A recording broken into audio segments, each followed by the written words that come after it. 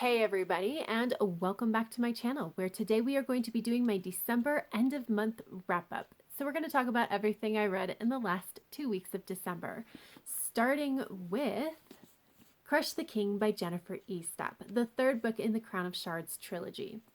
So the Crown of Shards trilogy is an adult epic fantasy trilogy that follows our main character of Evie. And at the beginning of this trilogy, Evie is like 17th in line for the throne. 13th, I don't know. She's far away, so she's like technically royal, but has zero power.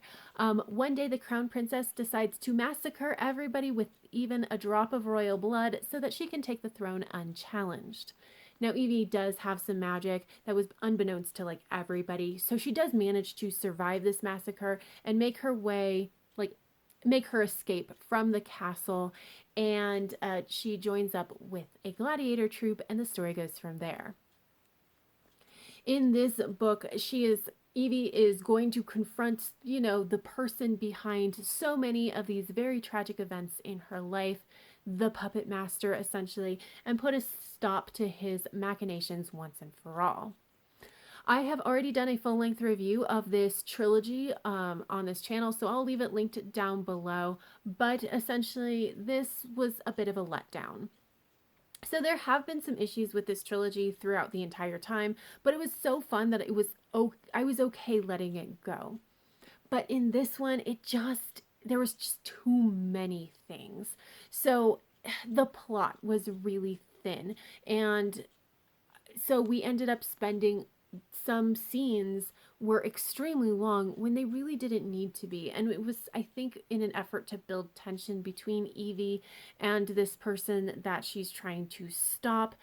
But it didn't raise tensions because the characterization of a lot of these characters were actually like really bad. So with this person she's confronting, I understood he was evil, but I didn't understand why we needed to fear him, especially given just how powerful Evie is in her own right. And so that didn't work for me either. So like having these heightened things that are supposed to draw out the tension just really amplified how thin this plot was. Um, and honestly, it was just incredibly repetitive. Jennifer Estep tends to use the same phrases over and over and over again until you just kind of want to tear out your hair. And that's just her writing in general, and this book is no exception. I was just so over some of these phrases by the end. And the plot doesn't fully wrap up all the threads, probably because there's going to be a sequel trilogy, but it was frustrating because I do believe if you're going to write a trilogy, it should be a full and complete story. You should have a good idea of what threads need to be wrapped up for your readers to feel like it's a full and complete story, and we didn't get that in this book. I think if we could have tightened it up, I would have enjoyed this a lot more. It would have just been fun, and I would have been like, okay, yeah, there's problems, but it's still good. But there were too many things. So I ended up giving this 3.5 stars. And then I picked up Rapture and Death by J.D. Robb, the fourth book in the In Death series. The In Death series is an adult science fiction murder mystery series that follows our main character of Eve Dallas, who's a homicide detective in New York. And this installment, I don't generally give a description of the actual murder because most of the time it doesn't matter, and there's almost nothing that I could tell you anyway without spoiling it. But I did not like this. There were too many problems in this for me to be able to enjoy this. So at this point, this series, like what I'm reading in the series right now, is rereading, and there was a lot about this that I did not remember, and I'm very frustrated with this book. Basically, okay, let's talk about the good things. First, the murder mystery did have some really interesting points, and it brought up some really interesting philosophical ideas that we did spend at least a little bit of time discussing, and I really did appreciate that. And this series in general does a really great job with like character arcs for a lot of the characters, and we got some great development on Mavis and Peabody in this book. However, like the murder mystery went into some darkly uncomfortable territory that I just don't really think was necessary and made me feel kind of gross. But also, there's so many content warnings. Okay, here's the thing: the In Death series is a murder mystery series. It's going to have content warnings, and it was also written in the mid 90s, started in the mid 90s. It's a product of its time, so it's also going to have some other issues as well. But this one was so bad in that regard because we had some biphobia, which like didn't even make sense to me considering that like in this world gay people are so common to not even be noteworthy, which was just strange. And so it was just strange to have the biphobia there. There was this absolutely egregious fatphobic remark from Eve to one of our side characters that just like I was just like I hate this. I hate this. That was harmful. That was so bad. Yeah, barely I still struggle to talk about it. But the two bigger issues with this book is that number one, we had the police officers crossing the line in regards to their suspects. Now, this is something that does occur to some extent in most of the books. Eve uses illegal equipment to like hack into bank accounts to see what's going on to be able to gather evidence. I don't like it, but given that it's a product of its time and, like, I'm okay saying, okay, I don't like this, but I can accept it. But in this case, Eve hit the suspect. He pissed her off and she hit him.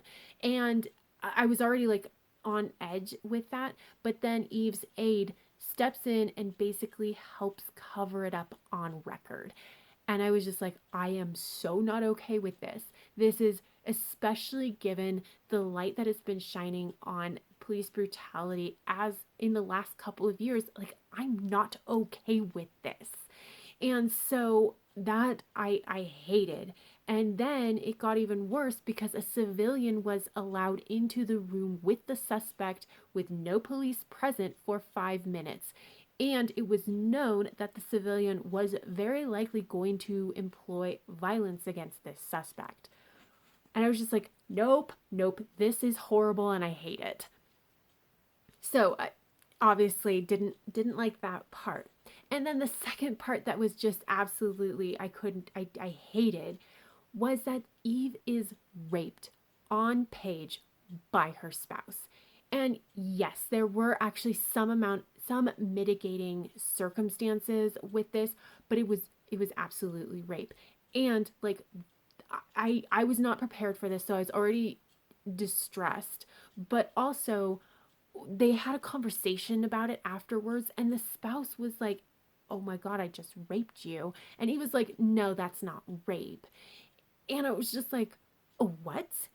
I was there with you because it was freaking on page." Yes, it absolutely was. Yes, there were mitigating circumstances, but that was rape. And oh, so it's just honestly that conversation took it from distressing to like deeply, deeply problematic.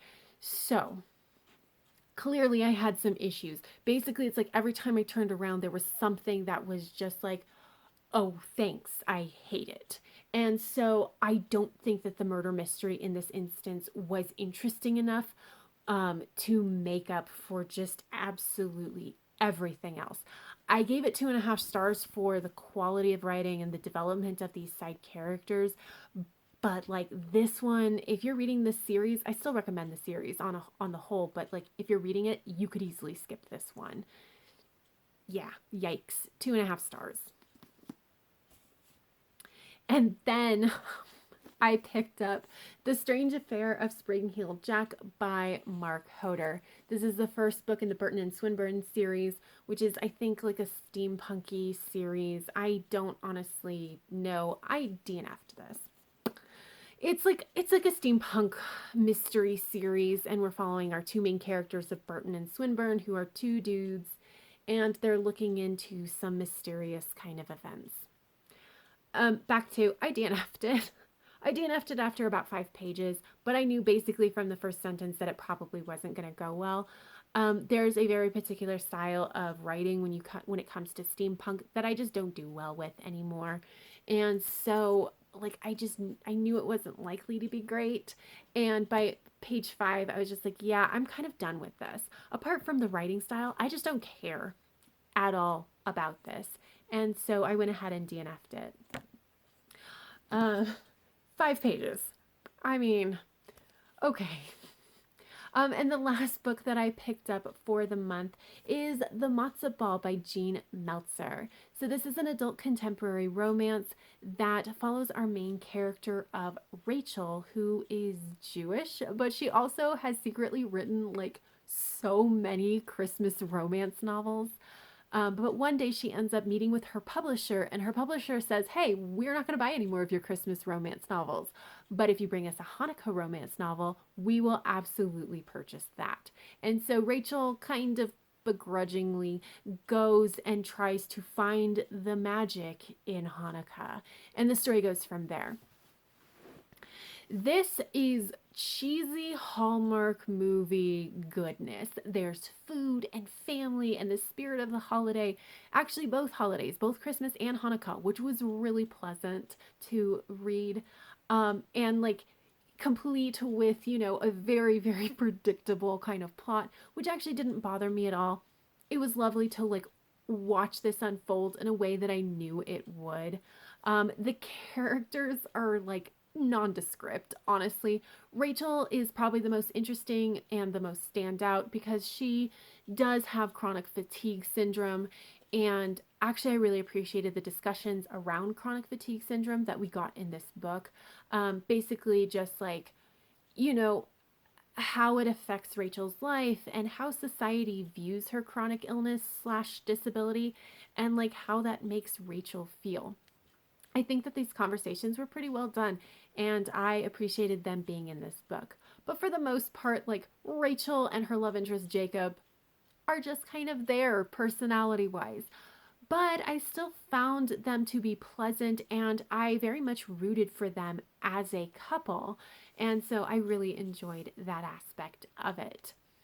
Um, there was one thing that there's a couple things, but one of the things that I did not necessarily appreciate as much is so Rachel and Jacob actually have a past.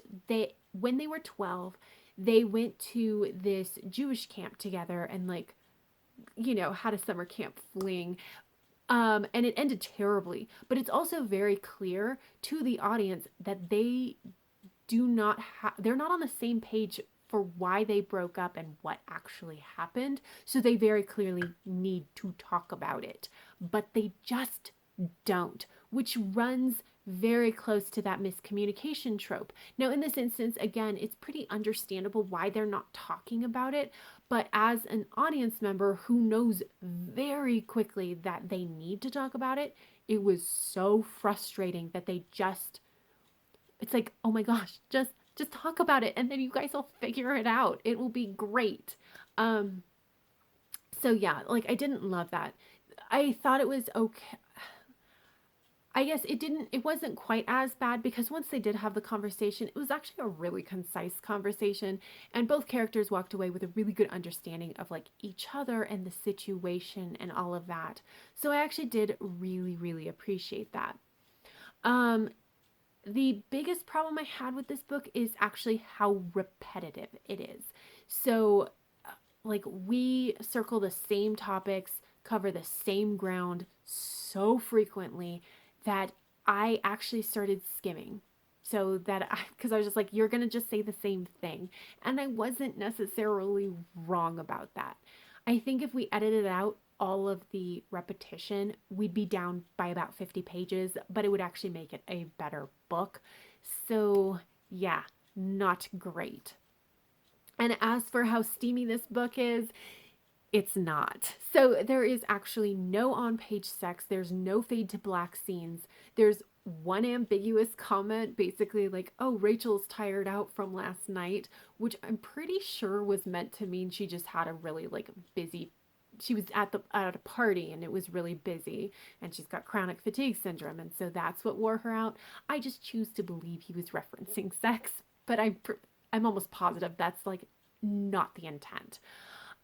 There are like 2 on-page kisses that are like the characters describe as being really hot and steamy and like, oh my gosh. And how much it's described to the readers, like we don't get that impact. So if you're looking for something very steamy with those kinds of descriptions, this is absolutely not going to do it for you. It is very, very sweet in its delivery. So just a heads up. But honestly, like I thought this is not going to be terribly memorable for me, but it was exactly what I wanted with this like holiday spirit, and helped me remember why I like romances, because I have had some bad luck as of late. So it definitely could have been better, but I enjoyed my time with it, and I ended up giving it 3.5 stars. So that's it. That's everything that I read in the last 2 weeks of December. If you're curious about the points that I earned, I did get 3 points from Crush the King because it was the last book in a series. I got 2 points from Rapture and Death because it's a book in a series. I did not get any points for The Strange Affair of Spring-Heeled Jack because I DNF'd it after 5 pages. So like that didn't really seem okay to me. And then I got 1 point for the Matzo Ball, which brings my total up to 6, which means that I got 16 points for December, which means for the quarter I got 45, which means I did not make it to my goal of 50 for the quarter. But honestly, I don't mind. I feel like I was really successful in my goals. And so that's exactly what I wanted, where like even if I don't hit my point total goal, that I still feel successful in everything that I'm doing. So that's fantastic. But that is it. So if you have any thoughts or feelings about anything I talked about in this video, please leave me a comment down below. Like this video if you liked it, subscribe if you want to, and until next time, have happy reading, and I will see you in my next video. Bye!